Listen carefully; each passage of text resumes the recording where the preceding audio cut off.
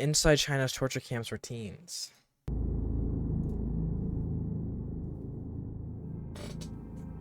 A crisp morning in February 2013.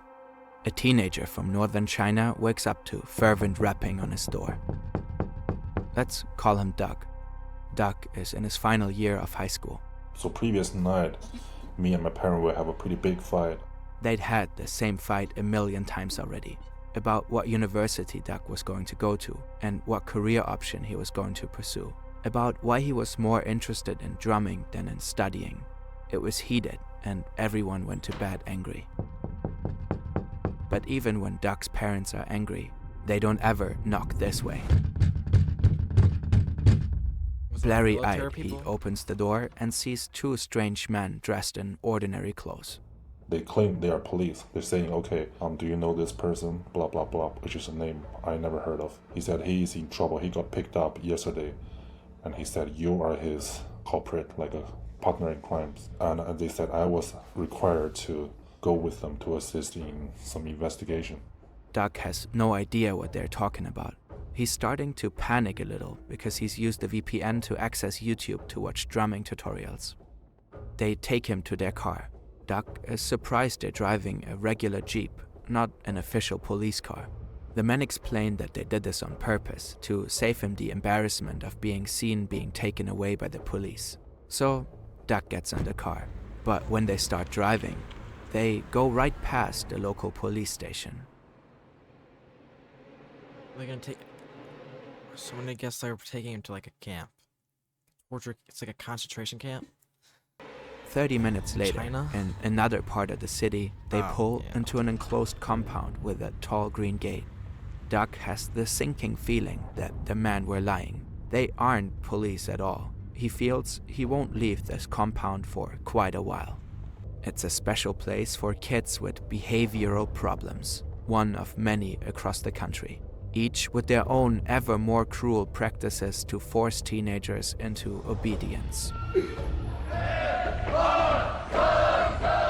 What exactly is happening at these schools? How are they allowed to exist?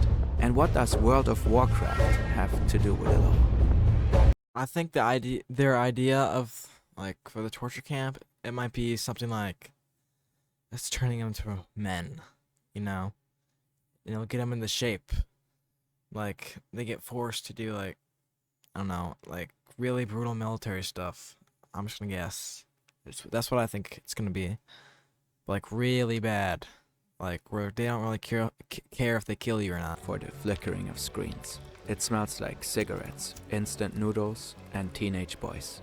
Keyboards clack, computers whir. There's occasional yelling, but nobody's arguing. Everyone is in their own world. For many across the country, this place, the Internet Cafe or Wangba, is home away from home. As the country grows wealthier, internet usage increases dramatically, especially among the young. Teenagers spend more and more time in 24-hour Wangba, and their parents, who were raised before the country's tech revolution, just don't get the appeal. How could their kids be more interested in World of Warcraft than getting ahead in school, playing sports, and even dating? Parents are growing seriously worried. China is an increasingly competitive society. Many see good grades as the only ticket to a successful future. And the internet makes more and more negative headlines in the country. Teenagers setting a deadly fire to an internet cafe for being denied entry. Teens apparently dying of exhaustion after 20-hour sessions. A moral panic over the dangers of the internet is... You do games so hard you die? That has to be crazy. What game could he have been playing? Like, to have that happen to him? Probably like Valorant? No, it can't be Valorant. Oh, what game could this guy possibly have been playing to play for 20 hours and for him to die from that? I mean, he could have died from exhaustion. I don't have no clue, actually. What could he have died from? Emerging. In 2005, a Beijing judge states that over 90% of crimes committed by under 18s were because of the internet. A pretty wild guess, considering that at that point, only 10% of the nation is even online. By 2006, the Central Committee of the Communist Youth League proclaims that internet addiction is a severe social problem that could threaten the nation's future. The government claims that internet addiction is now the #1 public health threat to its teenage population. Something must be done. Now that it's not 2006, we're all aware that knowing your way around a computer won't hurt your career prospects. And the internet offers countless ways to learn new skills. One platform we can recommend in particular is Brilliant. With the app, Yeah, I knew it. the government tries implementing controls that kick kids off of games when I could they've just played sense too it, long. you know? But That just teenagers are felt like it. crafty and can often find the only country to pathologize internet usage in this way. The official consequences of this disorder are listed as a loss of control over time spent online, a lack of friends, bad grades, and eventually murder or suicide. But in practice, its status as a disorder doesn't mean it's diagnosed with much scientific rigor. Internet addiction is not measured by the hard number of hours kids spend online, for example. Symptoms like depression, fainting, and anorexia are all enough to get a kid a diagnosis. If your parents don't like who you're dating, you too could be diagnosed as an internet addict. Really, anything socially undesirable might fall under the internet addiction umbrella. In this climate, the state-run broadcaster CCTV releases a bombshell documentary, Fighting the Internet Demon: Who Turned Our Geniuses into Beasts. 弗洛伊德的精神分析法为他提供。 It condemns online games like World of Warcraft as digital heroin. It aims to raise awareness about internet addiction as a widespread Yeah, but it's much safer. Wouldn't they want their kids to at least be doing, this? They could be doing actual drugs, but they're doing this. I feel like there's a lot worse stuff. Than, it's not as bad as heroin. That's one thing. social problem. And most importantly, military-style boot camps that will rehabilitate kids with a tough love combo of therapy, medication, and physical training. Yeah. The first camp was set up in 2006 near Beijing by a famed colonel in the People's Liberation Army, Tao Run. Tao Run is celebrated for his work in rehabilitating drug addicts at similar boot camps. 他和那个海洛因成瘾的人一样。 Yeah, but I feel like that's kind of different than an internet addict, A heroin addict and an internet addict. I feel like they're not quite the same, One is like, I don't know. I guess they're similar in some ways, but like it's not heroin, and the internet's not probably as addicting as heroin. 海洛因的成瘾的人是每天渴求寻觅。 For Tao, the internet is just another drug. He's quoted in the New York Times at the time saying, "The effects are the same. Some addicts drop out of school, some mug people for money, steal." Yeah, but you could say that about a lot of things. Like certain people drop out of school, and all addicts drop out of school. Like I feel like you could use that in many different ways. I'm trying to think of an example. Like, some addicted people mug people for money. Addicted people to the internet, like. And sell their families things to keep playing games. Some end up killing themselves because they feel life has no point. With so much fear-mongering rhetoric floating around, parents across China are clutching their pearls. The internet really is a demon turning their geniuses into beasts. But this kindly colonel, who had such great results in rehabilitating drug addicts, is fortunately here to help. The boot camps become a popular answer to parents at their wits' end. Sometimes they are characterized as schools, centers, or clinics as well, depending on their approach. But in either case, they are mainly for the wealthy. The majority are very expensive for the average Chinese person. And being relatively cheap to run, they are also highly... I mean, I'm gonna guess most families there are gonna be more wealthy if they have computers, If they have computers and, if they're addicted and they can actually spend a lot of their time on computers. Because if, they were more poor, right? They're more poor, they'd have to have a job, they have to have a job and they couldn't play as many games and stuff. So I feel like it kind of makes sense that most richer families are there because that's the majority of group of people that are, actually playing games there. And lucrative. The majority have been opened up by former Chinese army officers. The Fighting the Internet Demon documentary praises one facility in particular in the Shandong district in eastern China. It's run by a psychiatrist named Yang Yongxin, who proclaims he's on a holy crusade to cure internet addiction. He's been honored with a special grant from the state government for his unusually effective methods. Many people call him Uncle Yang, out of gratitude and affection for his services and dedication. But in some circles, perhaps those who've spent time with him in Room 13, good old Uncle Yang is known as a sadistic mass torturer.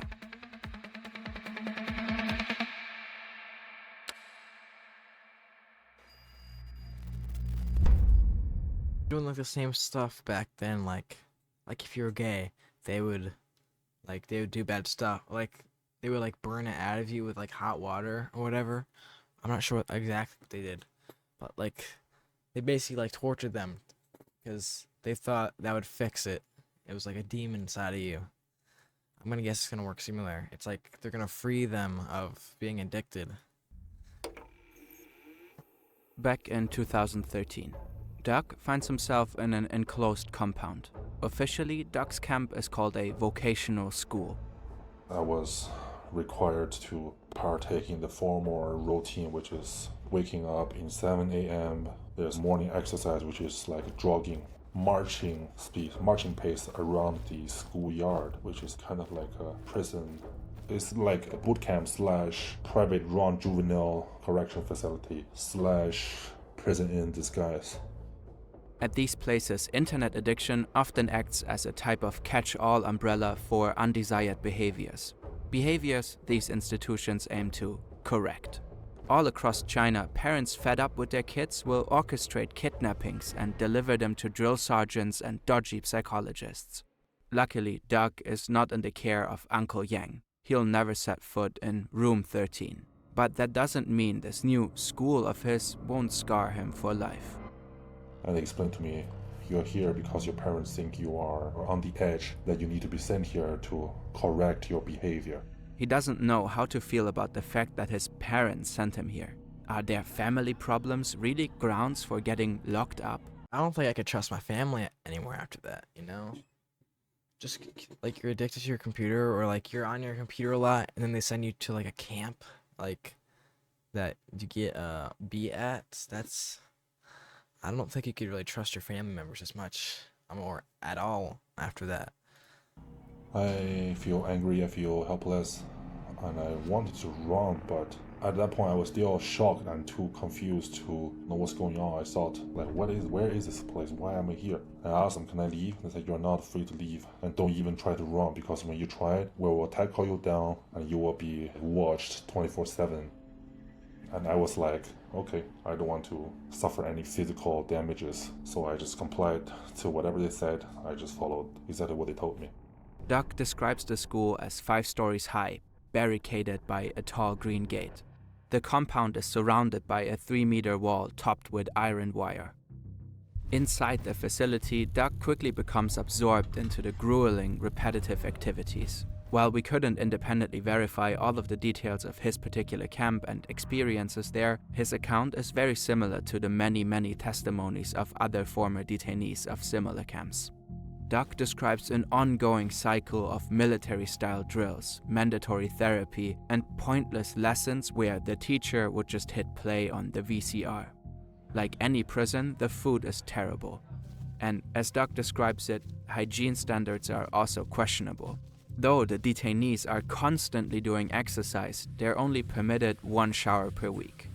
He has no contact. Well, I'm gonna guess, since they're addicted to the computer, they're probably already showering, probably like once a week, because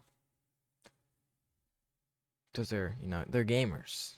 They don't got time for that stuff, with his family, his friends, or the outside world in general.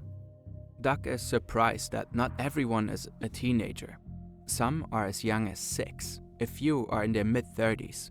Those who aren't minors were, according to Duck, also delivered by an abduction organized by their families and the school and find themselves incarcerated for dubious reasons. This happens at other facilities too.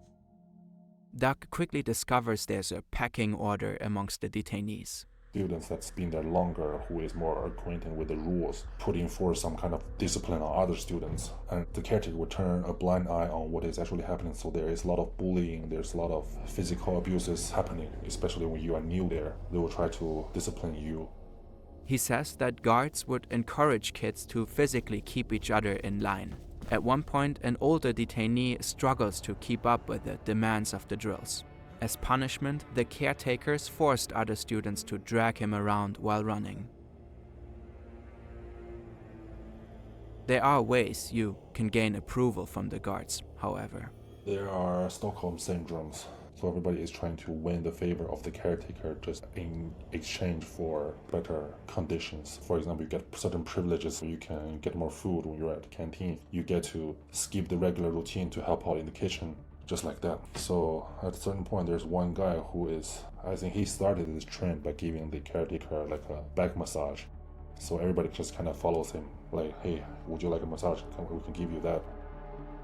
Unfortunately, I was one of the followers of this trend. The overall experience was deeply traumatizing, but Duck sees some merits in it.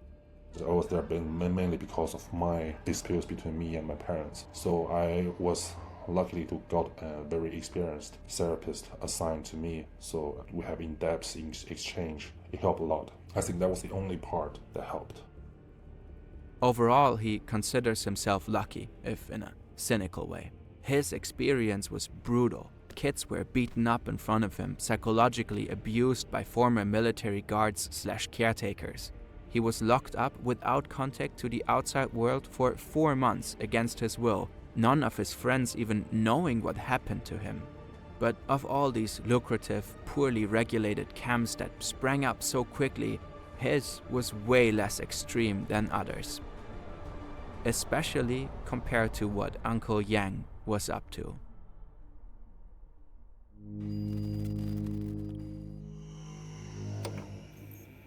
The psychologist Yang Yong-sin, good old Uncle Yang, is claimed to have been concerned with the effects of internet addiction as far back as 1999. Back then, computers were rare in China. Yang's son was very excited to have this new toy that not everyone else had. But then his son started spending more hours playing games than studying. It grew into a problem, and for Uncle Yang, it was clearly something that needed psychiatric support. He's just take the computer away. Or, like, just, like, don't let him play games on it. I feel like it's not that hard to do. Instead of sending him to, like, a concentration camp. Started lecturing about the dangers of the internet, which resonated with more and more parents as more and more of their teens got online. In 2006, Uncle Yang was granted a wing at his local hospital to set up the first clinical treatment center for internet addiction. In contrast to Tao Ran's focus on military-inspired discipline, Uncle Yang's approach emphasized medication. He developed a psychiatric treatment that he called brain waking. Both approaches were generally viewed favorably at the time, and both boasted very high success rates. Fighting the internet demon opens with the praise that Uncle Yang's methods were unusually effective. It claims that even the most addicted and rebellious teens... Yeah, probably because they're scared to actually play a game. Dude, because if they have to go back, that would be awful. Like, yeah, they'd just be scared to do it. It's not because they're, like, healed. It's like saying, like, you could make anybody not addicted, like, if you smoke, if the next time you smoke, you get shot in the head, I don't think you're gonna, or, like, something else, like, then you go away to a camp, like, I don't think, like, I don't think it's really working. It's just like, yeah, it's fear mongering, I guess. Yeah. would emerge So- from this treatment room completely cured and apologize to their parents. And for the parents who missed the documentary, there were also frequent commercials running on TV that sang the clinic's praises. By 2009, nearly 3,000 young people were treated with good old Uncle Yang's brain-waking method. First, the patients are forcibly delivered or tricked into the center. Then, their parents are prompted to sign an agreement that relinquishes guardianship for the duration of the treatment. A typical treatment lasts 4 months, costing nearly $900 per month. The average monthly salary in China at the time is around $400. That plus high penalties if patients run away or if parents decide to end the treatment before Uncle Yang proclaims the patient as cured. Brain-waking consists of a total detox from the internet, morning lessons, exercise in the afternoon, and a combination of antidepressants, sedatives, and traditional Chinese medicine. The morning lessons are essentially public humiliation sessions, where the patients are collectively criticized to the soundtrack of dramatic music and their sobbing parents. All of that, and frequent trips to Room 13. Room 13 is where the patients are administered Uncle Yang's very special treatment that made him famous. Only patients are allowed in, no parents. The patients are told that if they tell anyone about the method, the treatment won't work and Uncle Yang will have to start over. With the calm conviction of a man who believes he's fighting a holy crusade, Uncle Yang attaches electrodes to the patient's hands and temples. It doesn't matter that he's not licensed to administer electroshocks. He's fighting the good fight. The children's minds are unclear, so he needs to use microcurrents to clear them. A mouthguard is inserted to prevent the patient from biting off their tongue.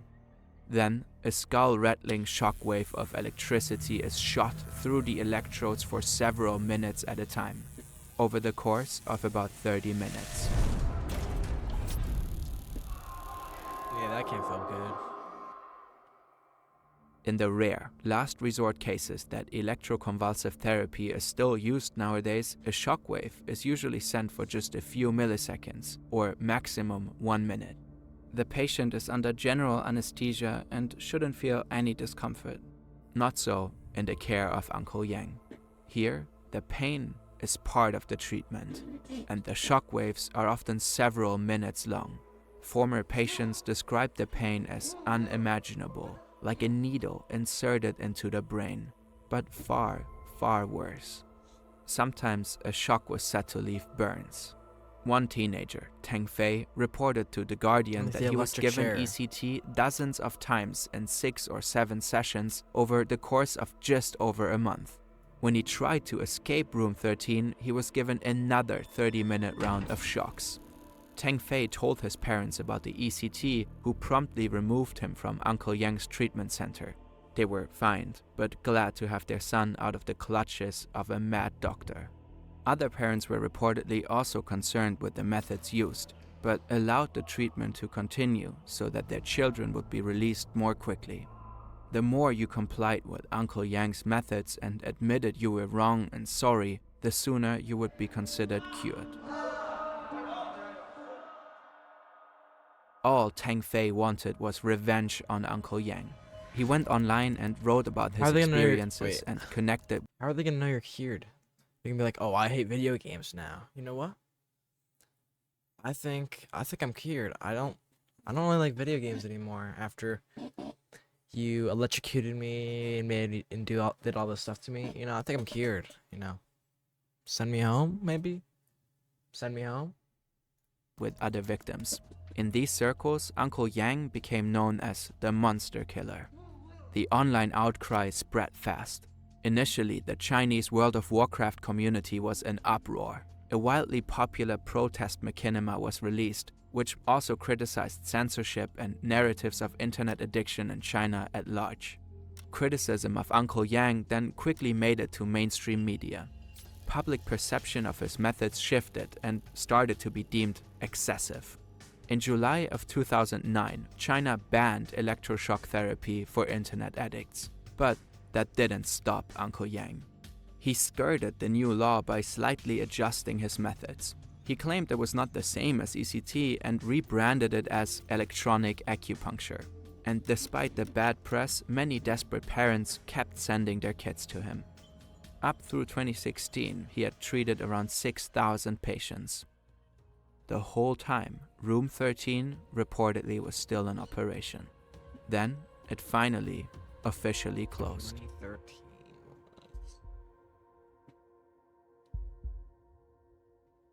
We could not find out what Uncle Yang is up to today. Jail, maybe? Make more sense. Torturing kids? By 2017, hundreds of internet addiction boot camps were in operation all over the country. By that time, it was widely known that it's not just Uncle Yang's facility that is abusive. Weibo users were in outrage over the widespread abuse. How could these camps still be open? How could parents still send their kids there despite the onslaught of bad press? There were beatings, suicides, and reports of kids ordered to lie on their stomachs all night in snow. A 19-year-old woman died when her treatment consisted of being lifted and dropped. In one famous case, a child died just 2 days after being checked into a camp that promised gentler approaches than the more notorious camps. The boy's body was covered in bruises, and an autopsy confirmed more than 20 external injuries and several internal ones. The exact cause of death was never determined, but the camp was shut down shortly after. The nation was shocked even more when a 16-year-old girl tied her mother to a chair and let her starve, as revenge for placing her in one of the camps. One camp came under fire when former detainees revealed that children were repeatedly placed in 10-day solitary confinement. The camp was shut down and the founder was jailed. I feel like Solitary I feel like you're going insane. Well, I'm thinking about white room torture. Solitary. That's still bad though. 10 days of solitary confinement. I think normally they only do it for a day. Actually, no, I don't even know. I feel like it's pretty bad. I feel like they usually do it for a day. But 10 days of solitary confinement, that would mess you up. confinement is in violation of the China-ratified UN Charter against torture. Wait, let me see. Short term, from a few days to a couple of weeks. Long term, months to years. What? I feel like that's gotta mess you up. And do it to a kid though. That's gotta be really bad, because those are adults. For this practice, most notably the first, Tao Runs, a camp that was funded by the government. In the 2013 documentary Web Junkie, Tao Ran's staff is filmed openly discussing the merits of placing children in solitary confinement.